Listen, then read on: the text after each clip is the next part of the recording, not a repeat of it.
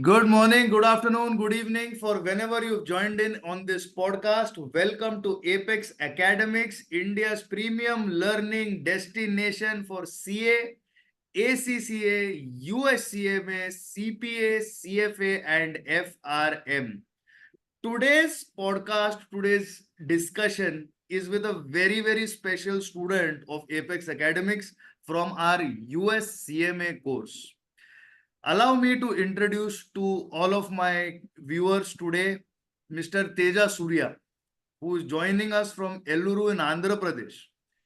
Now, Teja Surya is a working professional with PricewaterhouseCoopers in their taxation department and division.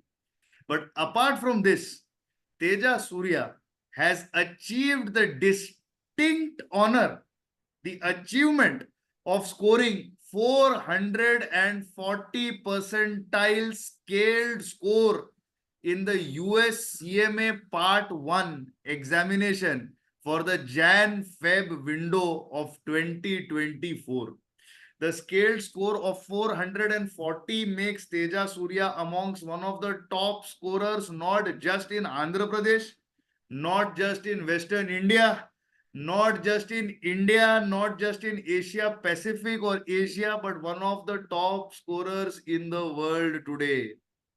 So Teja Surya's journey, what Teja Surya did, what worked for him is certainly what all US CMA Part 1 and Part 2 aspirants would certainly like to know.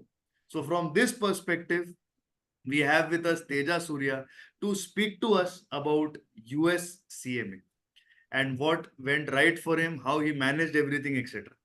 Yeah, thank So, you, sir. Teja, first of all, my first question, how does it feel to achieve this score of 440? How do you feel? What's going on in your mind? Yeah, initially when I saw my score, I couldn't believe myself. Yeah, the achieving score of 440. So I was so happy to score, and yeah, even my parents also felt so much happy getting this score. Right. So everybody is happy. That's wonderful. So Teja, in our journey in Apex, we have come Yes. across certain categories of students when it comes to US CMA, when it comes to ACCA and CFA. What is that categorization that way? See, first is the undergraduate students who are pursuing the studies along with college, who have a lot of Yes. time. They don't have to worry about office, etc. Then Yes. comes the working professional like yourself who have to strike a balance between the studies, office, and personal life. And recently, we are learning there is a third category also, and the most difficult category, that is of working moms. Ladies especially who have kids who have taken sabbatical, from their office and are now studying to make sure that they get back with a degree which is mostly going to be USCMA. So there is Yes. very different approach each of these three categories of students follows. So as a working professional, how did you strike a balance between your office and your studies and your personal life? Yeah. So if I have to say, then I tend to fix time for office, and then I tend to fix time for studies as well. Mostly I used to study 2 to 3 hours every day, either in the morning or in the evening on the basis of my working hours, like on the basis of work volume. So in that way, I have managed. But those there will be some days where I haven't studied because that there is too much pressure of work. So whatever days I was skipped, I used to cover it up on weekends. Maybe I used to study sometimes 7 to 8 hours or 8 to 9 hours on weekends. So in that manner, I have covered everything. So that's how I balanced. I haven't missed anything, but I covered it on a weekly basis, if I have to say. Right. So in the process of covering, I have a serious Yes. question to ask you. Now, because Okay. when I have my meal, I tend to watch Netflix. Currently, I think I'm on to Breaking Bad. If I think about what I'm currently watching, I'm on to Breaking Bad. Before that, I was watching, I don't know, for the millionth time, I was watching The Big Bang Theory. I don't exactly remember how many times I watched it. Okay. Did you sacrifice on your entertainment, on meeting your friends, going out, etc.? How did that part play out? So if it's during weekdays, sometimes I tend to sacrifice because that's how I should cover up. I should cover up the syllabus. But during weekends, I used to give some time to myself. Like maybe because I love watching cricket, so I used to during even finals in World Cup finals is there, right? So I used to watch cricket matches, or sometimes in case if I'm too busy, I used to watch the highlights. So in that manner, I used to cover up everything, and also in between, I used to watch movies as well. But what I made sure is my weekly target should not miss. All right, that's a big takeaway for everybody watching this Yeah. this discussion, that he set up a weekly target for himself, which essentially applies, or which essentially means that everybody needs to have a fixed timetable on the basis of which studies have to happen, and that has to be broken down on a daily basis, probably on a weekly basis, then daily basis, so on and so forth. And there is scope for entertainment, there is scope for everything in your life. Now, Yeah. most students, Teja, ask us this question, and this question is a really baffling one. Sir, Okay. how many hours a day should I study? Now, tell us, Teja, how many hours a day did you study? So as I mentioned, I tend to study 2 to 3 hours per day. And also I mentioned, like in some days I can't study because of the work volume. But I used to study 2 to 3 hours on an average, and on weekends 7 to 8 or 8 to 9 hours. This is how I studied. Right.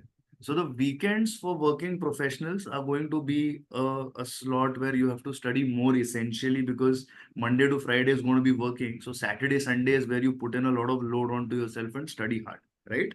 Yes, because that's So what we have to do. fantastic. So working professionals, weekdays, you have to manage 2 to 3 hours a day somehow, maybe get up early, probably sleep late, but weekends, you really have to work 7 to 8 hours on your examinations, no matter what happens. Now, Teja, let's make it part one specific. And I'm proud to say that now you are as good as a part one specialist. A score of 440. I mean, take Thank a you. bow.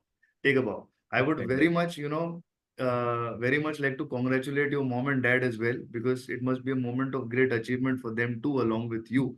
So please do convey my regards to your parents. So, sir, Now, thank you so much. my part one specific question to you is this. Mhm. See, everybody has a difficult unit they find Yes. that is difficult in their entire syllabus. Specifically for you, what unit did you find difficult in part one of USCMA, and how did you deal with it? Uh, yeah, there are few concepts or topics in part one which we feel difficult, but I feel most difficult is internal controls. So how I dealt with basically is by watching your MCQ videos. Initially, I understand the concepts, but then what I can say is they didn't used to stick to me. But when I watched your MCQ videos and also during live classes, you used to give real life examples because you have the 10 years of experience as an auditor. And it came into that play at that time while you are explaining the concepts like segregation of duties and whatever the concept related to internal controls, and used to provide real life case studies. So in that manner, I used to what I can say, I those concepts used to stick to my mind whenever I used to hear that real life examples. So in that manner, I studied, and also one of the good thing that happened is we have solved three books here. One is Becker, and the other one is Surgeon, and also IMA support package. And after solving these three, I was able to relate all the questions, answers, and my concepts are crystal clear right after that. So that's why I managed the internal controls topic, and this is one of the most difficult topic for me. So it might not be difficult for others. So yeah, that's why I was able to manage. Thank you for that input, Teja. So, the most important takeaway for difficulty and for material for everybody watching this podcast is all study materials are equally good, or you can say that they are equally bad also. What is important is that you should have the conceptual clarity. So Teja Surya with Apex Academics worked on Becker and worked on Sargent and the exam support package. So these were the three materials that Teja Surya worked on and our batch on Apex worked on. You might be having Climb, you might be having Wiley, you might be having some any other hawk for that matter. But as long as your concepts are not clear, the material that you are using does not play any part. All materials have the same concepts, have the same materials. It's how much of that material goes in your mind that is important. Just buying a book does not give you guarantee of success. The concepts in that book, all of which are equally good, should be in your mind. That is very, very important. And that coming from a top ranking student like Teja probably is going to take, is going to go a long way into your understanding. Now, Teja, MCQ based exam, that is what makes CMA so attractive to everybody. Yes. So without MCQs, I would say that there is no CMA. Right. So what did you specifically do? How did you specifically prepare for your MCQs for US CMA part? Yeah. So here I have to mention one thing. Initially, when I understood concepts, so I used to read them 2 or 3 times, the book or material, whatever it is, and then I tried to solve them, but it didn't work out. So later I thought it's taking time for me, so I refer to MCQ videos of yours. And once I am done with MCQ videos, I try to solve it on my own. Just for understanding, I used to do your videos for the first time, and then again I solved it on my own. And wherever I felt difficult, I write it down on my book, those question numbers. And then again I tried to solve it down, but sometimes I was able to do it, sometimes I might not be able to do it. So all in all, wherever I find difficult, I used to write it on my book, and then I used to refer your videos again and again. So in that manner, indirectly, I have completed almost 4 to 5 rounds of revision. The same thing. So that's how I didn't put any extra time for any additional revision, because while watching your videos and while doing the solutions itself, MCQs itself made revision so much easier. So, and also on an average, if I have to say, I have revised a few topics 7 times where I felt difficult.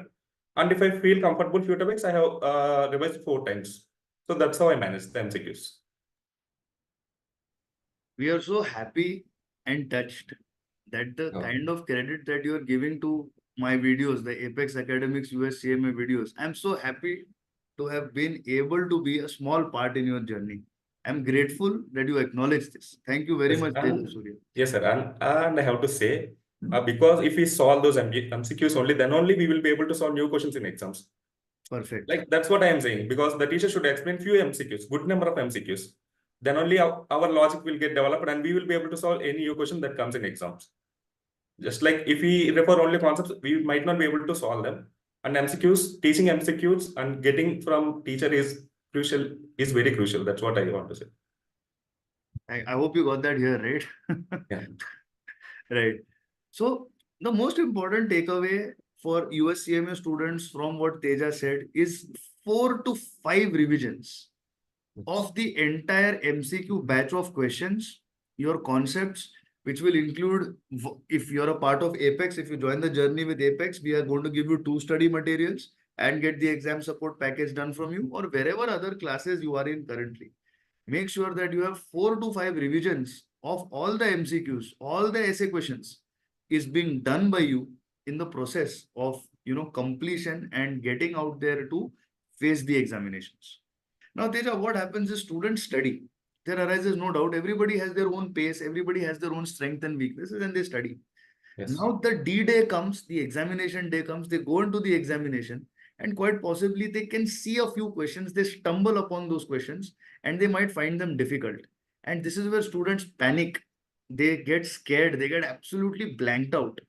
Did you experience this? Or how did you deal with the exam jitters on the day while you were facing the exams? What was your mindset like? Yeah. Before going to exam, my mind was so good. Like whatever I have to do, I have to give. That's all. Before going at the minute. But once I started the exam, the first question I saw, it's a sales mix variance question, and it was a little tricky. Actually, I was spent few minutes, so I was little nervous there. But once I saw the timing, I spent almost 2 to 3 minutes, so I just left it at the time. And once I moved into next questions, which I am comfortable with, or which I'm pretty sure I know these concepts, or I have practiced them. So I have solved around 20 plus questions, which I am pretty much sure or pretty much confident. And then again, I came back to those questions which I have skipped or like which I have flagged. And also there are few questions from regression topic which are quite tricky. So if I have to say in an exam, out of 190 should 90 we can do, but 10 should be somewhat tricky. So if I have to say, and in that 90 we have to score at least 80 to 85. So that's how we will be able to clear out the exam. And even if we are able to score 80 to 85 MCQs, and if unfortunately one essay question is quite difficult, so at least we will be on the safer side. The one essay question we will be able to do, and 80 MCQs we will be able to present them correct. So in that manner, we will be on the safe side. So that's how I managed it. All right, so let's get this arithmetic straight. Yeah. Out of the 100 questions that come in the exams, 10 questions are going to be such that are going to be difficult. Yeah, that's So what I 90 questions are for us to grab, right? Yes. Out of these 90, you mentioned 80 to 85. 80 to 85, yes. All right. So 80 to 85 questions, that means on an overall 100 have to be correctly attempted. Out of the two essays that come, one is assumed to be difficult. So the other essay question that is there is going to be a doable one for all the students. So the one doable essay question and the 85 MCQs that you can get correctly are your gateway of crossing. Can I dare say 400, Teja, on the basis of this? Yes, if second essay we will be able to do, then we can easily cross 400. Easily cross 400 marks. So if that is the breakdown that somebody wants. So a simple breakdown for US CMA is 2 to 3 hours on weekdays, 7 to 8 hours on weekends, 4.5 to 5.5 months for one part. Out of 100 MCQs, at least 85 you have to get correct. Out of two essays, at least one essay you have to get correct. And then the part for which you are studying, that particular part is definitely going to be cracked by you in the examination window, right? So that's one. Now, Teja, words of wisdom from a person who has been successful. There are many distractions around, and I'm sure you had your own share of distractions too, office, life, etc. Is Yeah. there any advice that you would like to give students with respect to their studies? Just a general piece of advice for people. Now for US CMA, since we're talking CMA specific, would you like to give some general advice to students when they start their studies, how they should deal with studies? Would you like to add value there? Yeah, if I have to give advice, one should be consistent. That's the most important. Because initially we might start with 1 or 2 hours or even half an hour. That's what I want to say. Just start. And then as you progress, you gradually increase the hours. That's what happened with me as well. Because I have stopped studies from 2020. So again, I restarted in 2023. So initially I used to study maybe half an hour or 1 hour. And then slowly and slowly I increased my time to 2 to 3 hours daily, and then weekends 7 to 8 hours. That's how I was able to do it. So if I have to say in one word, consistency. So that is the most important thing. That's what I want to advise. If someone who is starting maybe after a break or who is starting in college, just be consistent. Do whatever you can with the time available. Just study. That's it. Maybe half an hour or 1 hour. That's fine. Just don't lose the momentum. Just study, be consistent, don't lose momentum. Keep this advice in mind. 2 to 3 hours on weekdays, 7 to 8 hours on weekends, 85 out of 100 questions, at least one essay question, right? And Yeah. success is yours, right? Yes. So, Teja Surya, congratulations. Must have said it a million times and you deserve it 1,000,001. Thank you. Thank you again. Now, at the stage that you are at PwC, with Yes. a reasonably good profile in taxation, with USCMA 1 on your wall as an achievement with 440 scaled score, would you like to ask us anything with respect to your journey ahead, how it is that life is going to be? Anything that comes to your mind to ask us, please go ahead and feel free. Yeah, I have one question because I'm working in a taxation profile. So how can I utilize this certificate of qualification or CMA? So how can I use this and move into other profiles? Which profiles can I look into it? All right. That's a good question.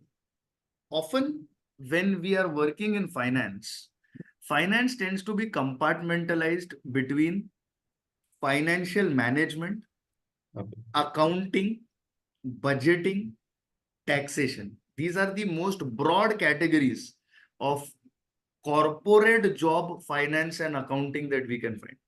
When it comes to practice in professional services firms, there are even more avenues that can be as vast as cyber security, internal audit, statutory audit, taxation, transfer pricing, international taxation, etc. You are currently a taxation professional with a big four firm. Yes. US CMA enables you to be an internationally qualified professional, a professional who can add value in budgeting, in most importantly, formulation of plans and strategies, not just for production, but also for ensuring that services are reaching to the end customers in a profitable manner for your organization. Over and above this, your exposure to finance somewhere or the other enables you to have a basic and cursory understanding of financial reporting and accounting, right? Yeah. The touch of taxation stays with you. Now, the branch of taxation that you are serving, whether it is international taxation, whether it is transfer pricing, whether it is domestic direct taxation, whether it is corporate taxation, or whether it is GST, indirect taxation, whatever branch that you are serving of taxation, that branch will stay with you in your corporate journey as well. The fact that you have got a work exposure with PwC makes you a desirable candidate for any large corporate to pick you up. Because what does working with a big four spell out? It spells out dedication, it spells out discipline, it spells out that you're a hardworking individual. Also, your CV will clearly say that while still working with the PwC, you have achieved this distinction of 440 marks. That shows that you can balance your work and studies together, which shows that you can balance challenges in life together. So, as recruiters, they are not just looking at your degrees, they're also looking at your abilities. So, if you were to move into a proper corporate organization, it could be FMCG, it could be manufacturing, it could be service oriented, anywhere that you go, the role that you will play, Teja Surya, is going to be a generic one where you will look at strategies with respect to budgeting as a CMA, where you will lend your primary expertise. You may also have to look at accounting MISs to a certain extent, and also probably your flavor of taxation may lead you to look at a few selective MISs as your journey progresses. But broad based, it will be budgeting, it will be strategy, it will be planning, a certain amount of accountancy, and a certain amount of taxation. These five areas, as I pointed out, are going to be in your job profile. Okay. CMA will only add volume and add depth in your CV and your profile as a professional in the days to come. And I dare say that once you complete your USCMA, I see a good big fat offer coming from PwC to you. Just make sure that your reporting partner knows that you have achieved this feat, and also your reporting manager. That is something that they will consider in your appraisals as well. Sure. Right? Teja Surya, thank you for taking the time. Yeah, if I just want to add one more point here. Yeah, please, please. Yeah. Regarding exams, so I used to hear this thing generally, we have to divide 180 minutes. I mean, we have to divide 100 questions by 180 minutes for those Right. MCQs. So what I did, it is one of my senior told me. So during my IT, so that's what I have applied here as well. So what I did is generally we should not divide 100 questions by 180. That's most people will do. So what we have to do is if we are confident of any question or if you are confident of any concept, so we have to give 2 to 3 minutes for that question. That's fine. Because we will save some time in other question because there will be some questions where we will be able to complete in 20 seconds or 40 seconds as well. So in that manner, on an average, the questions will take 1.8 minutes only. So that's how I used to do. If you're confident, just give it some time. If you're not confident, okay, that's fine. But don't miss out on the question where you are confident by by putting less time on that question. That's what I want to say. Yeah. Valuable advice for somebody who's in the crux moment of the examination when they have to face off with it. So, Teja, what you have really given to the guys here is fantastic. How many hours to study? How to make sure that you're attempting the questions in the examination? How many questions actually get you to pass? How many essays actually get you to pass? Now, the last bit of this little interview, everybody watching, our batches for USCMA part 1 and part 2 MCQ batches, where we solve no less than 6 to 700 MCQs from 2 study materials, and the entire exam support package are open. Admissions are open for this batch at a fantastically discounted price of only 8,000 rupees after discount for the specific MCQ batch. Our full batches of conceptual learning and MCQs are available at only 12,000 rupees after discount. So the number is on the screen, 773850054. Reach out to us at Apex Academics and accept the challenge that Teja Surya's record of 440 probably can be cracked by one of you sitting out there. And Teja Surya, you have to break your record of part 1 by scoring more on your part 2. So if Sure. you've broken the record of existing Apex students, you have come to 440. Now I'm going to say Teja Surya 450, 460 is possible for part 2. Best of luck. We await you to start your preparation, and we await your US CMA degree to come in this year 2024 itself. Best Sure. of luck, Teja Surya. Thank Thank you. you. It is a pleasure to have a student like you and a fantastically supportive, humble, and hardworking individual in our network. Best of luck, Teja Surya, and may God bless you with all your future endeavors. Thank you, Thank sir. you Thank so you much, so Teja. much. Yeah.